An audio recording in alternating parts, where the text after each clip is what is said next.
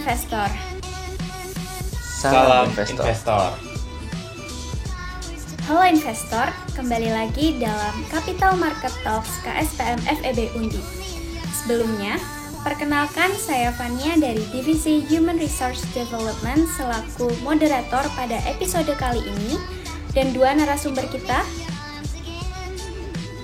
Saya Rizky Ari Ramadan sebagai Vice President of Educational Development KSPM FEB Undip.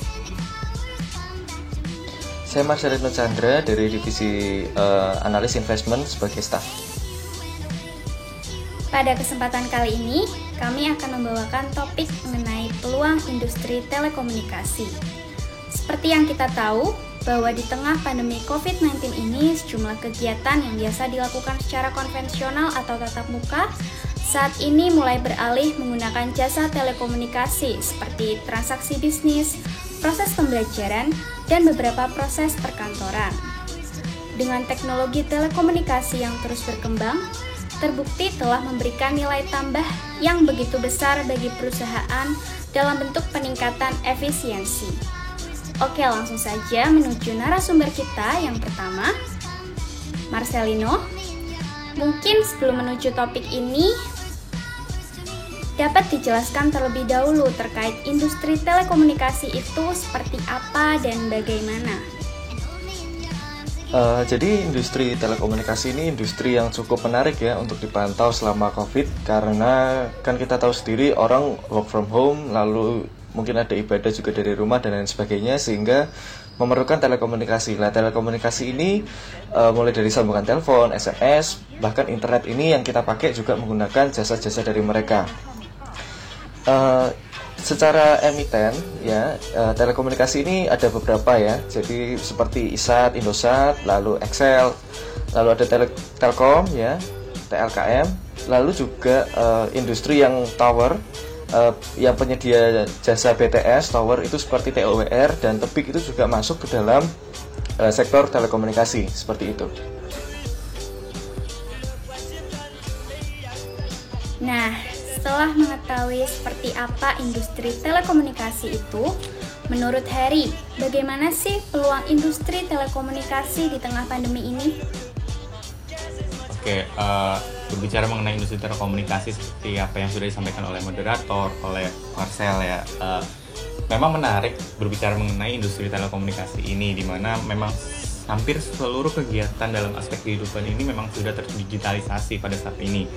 Nah, kemudian apabila melihat sektoral breakdown dari PDB triwulan kedua 2020 yang dilansir dari Badan Pusat Statistik dan Kementerian Keuangan Republik Indonesia, bahwasannya di tengah minusnya PDB sebesar 5,32%, untuk sektor informasi dan komunikasi ini menyumbang angka yang paling tinggi, yaitu sebesar 10,88%, yang mana mengalami kenaikan secara QoQ daripada kuartal kedua 2019 yang hanya sebesar 9,6%. Nah, hal ini menunjukkan bahwasannya secara garis besar kinerja bisnis dari sektor informasi dan komunikasi, terkhusus pada sektor telekomunikasi ini memang dapat dikatakan tidak terdampak dengan adanya pandemi COVID-19.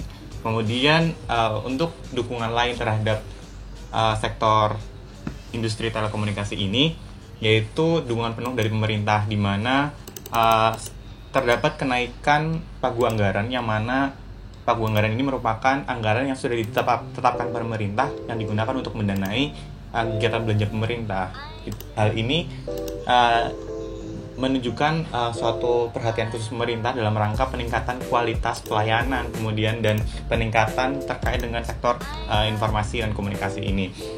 Kemudian di samping itu juga terdapat alokasi anggaran yang cukup besar, yaitu dilansir dari Kemendikbud bahwasannya terdapat anggaran sebesar 7,2 triliun yang dikhususkan untuk subsidi kuota. Nah, hal ini menjadi angin segar bahwa bagi industri telekomunikasi sendiri, bahwasannya di tengah pandemi COVID-19 ini akan menimbulkan satu profit yang cukup besar dengan adanya alokasi anggaran tersebut yang dikhususkan untuk industri telekomunikasi.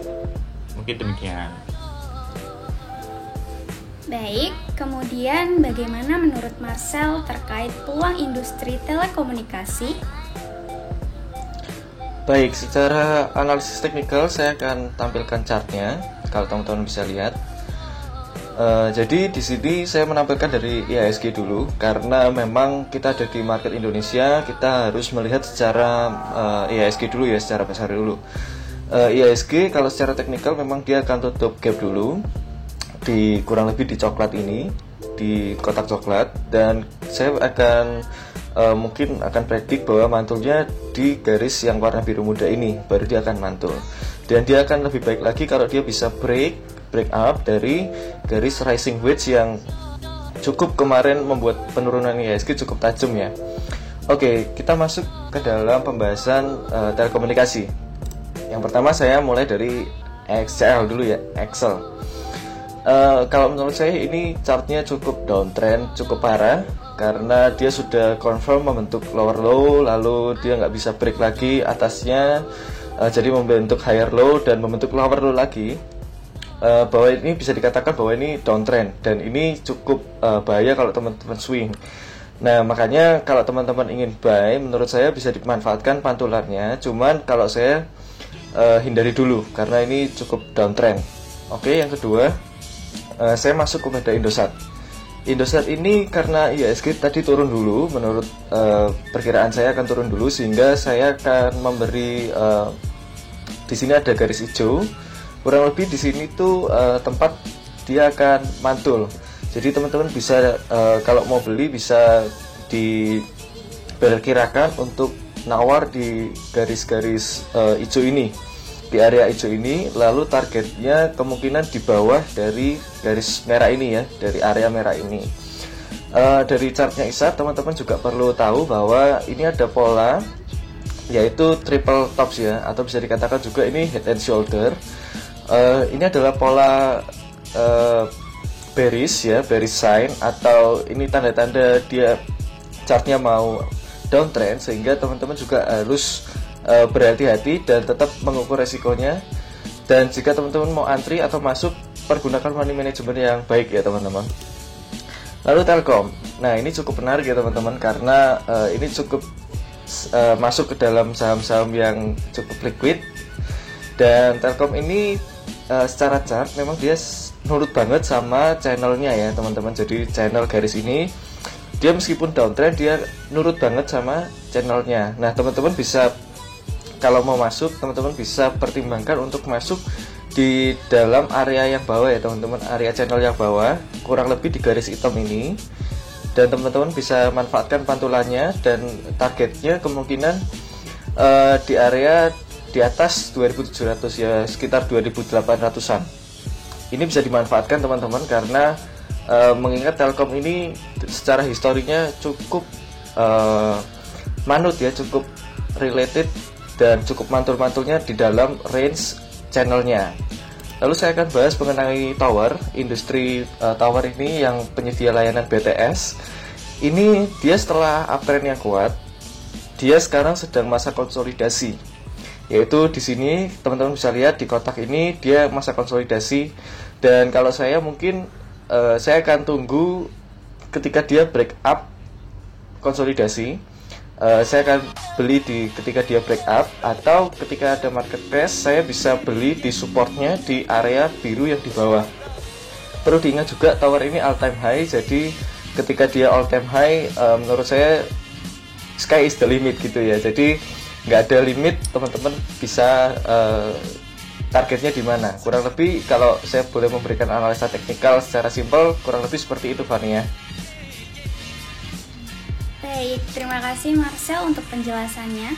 Nah, secara garis besar seperti yang telah disampaikan tadi, industri telekomunikasi memiliki peluang yang cukup besar. Selanjutnya, Heri, kira-kira emiten industri telekomunikasi apa nih yang mungkin berpotensi sesuai dengan peluang yang ada? Oke. Melihat penjelasan Marcel tadi secara teknikal, bahwasanya cukup menarik untuk industri telekomunikasi. Nah, kemudian untuk cara melihat peluang ini dapat dikatakan secara untuk jangka panjang ya, dimana dalam jangka panjang ini diperlukan satu fundamental perusahaan yang cukup baik. Nah, berkaitan dengan pertanyaan moderator terkait dengan emiten apa, mungkin teman-teman semua dapat melihat fundamental secara keseluruhan, yang dimana teman-teman dapat melakukan screening baik melalui RTI Bisnis, Stockbit, atau aplikasi sekuritas yang teman-teman miliki. Itu terkait dengan unsur-unsur yang ada dalam laporan keuangan itu, mungkin di situ terdapat rasio dan sebagainya.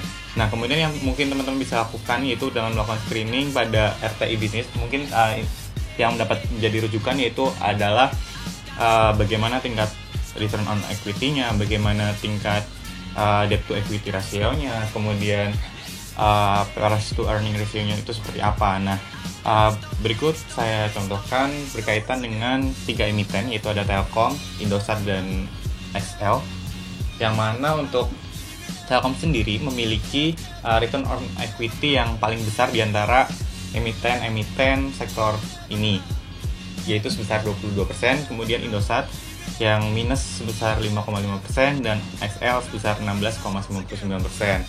Dan kemudian untuk price to earning ratio-nya sendiri untuk Telkom itu sebesar 12,75 kali, dan Indosat sebesar minus 17,22, dan XL sebesar 6,50 kali. Kemudian dari sisi debt to equity ratio, di mana Telkom sebesar 146%, kemudian untuk Indosat sebesar 384%, dan XL sebesar 239%.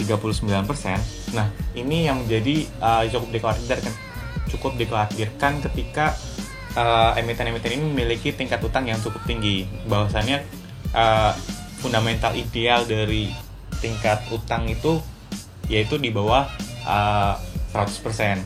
Nah, hal ini mungkin dapat di backup dengan adanya liquidity ratio, yaitu rasio kelancaran arus pembayaran dari emiten tersebut. Nah, teman-teman dapat melihat dari sisi earning interest ratio-nya, kemudian dari sisi current ratio-nya. Mungkin teman-teman dapat membandingkan sendiri emiten mana yang terbaik untuk dipilih dengan melihat peluang industri telekomunikasi di tengah pandemi.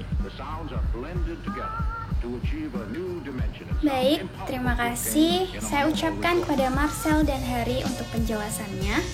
Nah, itu tadi bahasan kita pada Capital Market Talk pada episode kita kali ini. Terima kasih atas perhatiannya. Salam investor. Salam investor.